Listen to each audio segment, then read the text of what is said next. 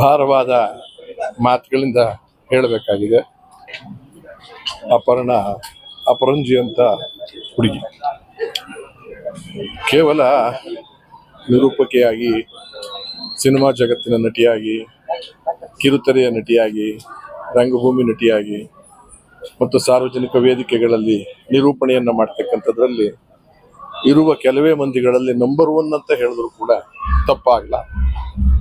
ಸಾಯುವ ವಯಸ್ಸಲ್ಲ, ನಮ್ಮನ್ನೆಲ್ಲ ಬಿಟ್ಟು ಹೋಗುವ ವಯಸ್ಸಂತೂ ಅಲ್ಲ. ವಿಧಿಯ ಆಟ, ಕಾಲಚಕ್ರ ನಮ್ಮ ಕೈಯಲ್ಲಿಲ್ಲ. 2 ವರ್ಷದಿಂದ ಬಂದಂಥ ತೊಂದರೆ, ಇತ್ತೀಚಿನ 4-5 ತಿಂಗಳಲ್ಲಿ ಬಂದಂಥ ತೊಂದರೆ ನಮ್ಮನ್ನು ಬಿಟ್ಟು ಹೋಗಿಲ್ಲ. ಕೆಲವು ಉದಾಹರಣೆಗಳನ್ನು ಬಿಟ್ಟು ಹೋಗಿದ್ದಾರೆ.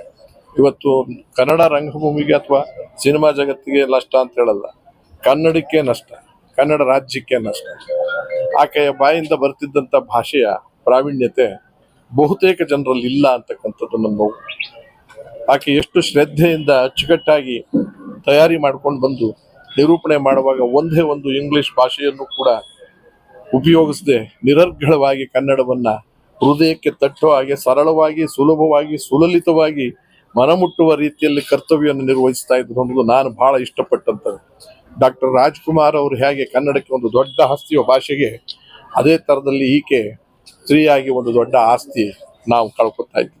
ಎಲ್ಲೇ ಆಗಲಿ, ಅದು ಮಜಾ ಟಾಕೀಸ್ನಲ್ಲಿ ಮಾಡ್ತಕ್ಕಂಥ ಪಾತ್ರ ಇರ್ಬೋದು, ಬಿಗ್ ಬಾಸ್ನಲ್ಲಿ ನಡೆದಂಥ ನಾಟಕೀಯ ಇರ್ಬೋದು, ನಿರೂಪಣೆ ಯಾವುದಾದ್ರೂ ಇಲಾಖೆಯ ನಿರೂಪಣೆಯನ್ನು ತೆಗೆದುಕೊಂಡ್ರು ಕೂಡ ಆ ಇಂದಿನ ವಿಚಾರಗಳನ್ನೆಲ್ಲ ಅವತ್ತಿನ ಇಲಾಖೆಯಲ್ಲಿ ಪ್ರೋಟೋಕಾಲ್ ಅಂತೀವಿ, ಯಾರನ್ನ ಹ್ಯಾಕ್ ಕರಿಬೇಕು, ಯಾರಿಗೆ ಗೌರವ ಸೂಚಕವಾದ ಪದಗಳನ್ನು ಉಪಯೋಗಿಸ್ಬೇಕು ಅನ್ನೋದನ್ನ ತನ್ನ ಬಾಯಲ್ಲಿ ನಿರರ್ಗಳವಾಗಿ ಬರ್ತಿತ್ತು, ತಪ್ಪೇ ಮಾಡ್ತಿರ್ಲಿಲ್ಲ.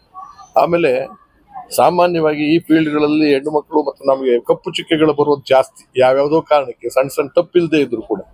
ಇದುವರೆಗೂ ಕೂಡ ಅಂತರಂಗ ಬಹಿರಂಗ ಶುದ್ಧವಾಗಿಟ್ಕೊಂಡು ತನ್ನ ಸಾಂಸ್ಕೃತಿಕ ರೂವಾರಿ ಅನ್ನೋ ನಡವಳಿಕೆಯಲ್ಲಿ, ವ್ಯಕ್ತಿತ್ವದಲ್ಲೂ, ವ್ಯಕ್ತಿತ್ವ ಅಂತಂದ್ರೆ ಎಲ್ಲೋ ಒಂದು ರೀತಿಯಲ್ಲಿ ಬಟ್ಟೆಯಿಂದ ಆದಿಯಾಗಿ ಕೂಡ ನಾವೆಲ್ಲರೂ ಮೆಚ್ಚೋ ರೀತಿಯಲ್ಲಿ ಆ ಪದ್ಧತಿಯ ಸಂಸ್ಕೃತಿಯನ್ನ ಛಾಪು ಮೂಡಿಸಿದ್ದಾರೆ. ಹಾಗಾಗಿ ಮೆಟ್ರೋನಲ್ಲಿರ್ಬೋದು, ಚಂದನದಲ್ಲಿರ್ಬೋದು, ನಾನಾ ರೀತಿಯಲ್ಲಿ. ನನಗೆ 83-84ರಿಂದ ಪರಿಚಯ. ಮಸಣದ ಹೂವು ನಾನು ಪುಟ್ಟಣ್ಣವರ ಕೊನೆಯ ಚಿತ್ರ ನಾನು ಮಾಡಿದ್ದು. ಅವರು ಅದರಲ್ಲಿ ಮೊದಲನೇ ಹೀರೋಯಿನ್ ಆಗಿ ಬಂದಿದ್ರು. ಅಂಬರೀಷು, ಶ್ರೀಮತಿ ಜಯಂತಿರವರು, ಇವರೆಲ್ಲರೂ ಇದ್ದಂತ. ಅಲ್ಲೂ ಕೂಡ ಮೊದಲನೇ ಸತಿ ಅನಿರೀಕ್ಷಿತ ಆಕಸ್ಮಿಕವಾಗಿ ಆಯ್ಕೆ ಮಾಡ್ಕೊಂಡು ಬಂದು ಇಷ್ಟು ದಿಗ್ಗಜರ ಜೊತೆಯಲ್ಲಿ ಲೀಲಾಚಾಲವಾಗಿ ಪಾತ್ರವನ್ನ ಅರಗಿಸ್ಕೊಂಡು ಮಾಡದಂಥದ್ದು ನನಗೆ ಕಣ್ಣಿಗೆ ಕಟ್ಟದಾಗಿದೆ ಅವತ್ತಿನ ಕಾಲಕ್ಕೆ.